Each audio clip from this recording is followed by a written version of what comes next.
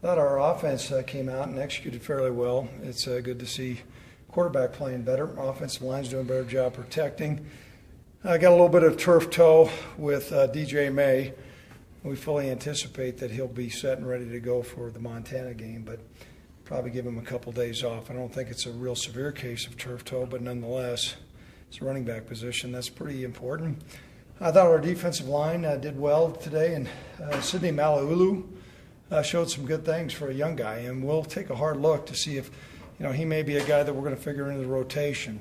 So right now, if you look at freshmen, you're looking at Brian will probably play. Sidney will play.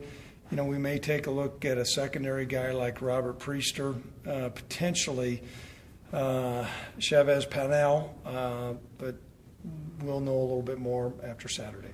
Any of your freshman tight ends, Craig, are they going to get a look, or is it? No, they'll get a look. It was Tyree Mayfield that progressed the furthest, and he's got a pretty significant shoulder injury, so I would think it might be a little iffy for him.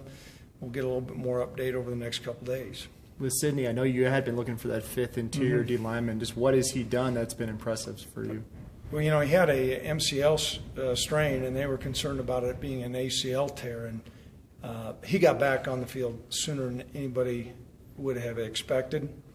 I know everybody's pain threshold is different, and everybody's degree of injury is different, but that was pretty special there. I mean, he came back out. Now he's doing some things.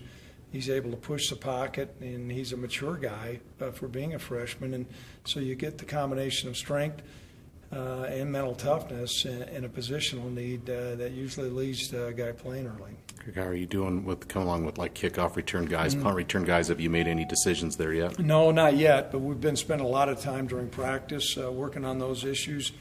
And, I think we'll continue to evaluate that position and make sure, because it's been my experience through the years, typically it's special teams plays that decide games in the first opening ball game, and so we need to be set and ready to go.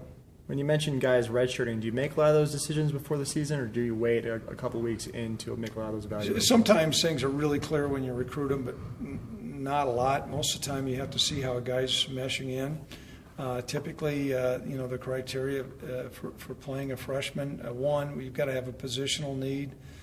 Two, the guy's got to have the physical ability. And then the third component is his emotional maturity. Those three things have to align before you play a guy.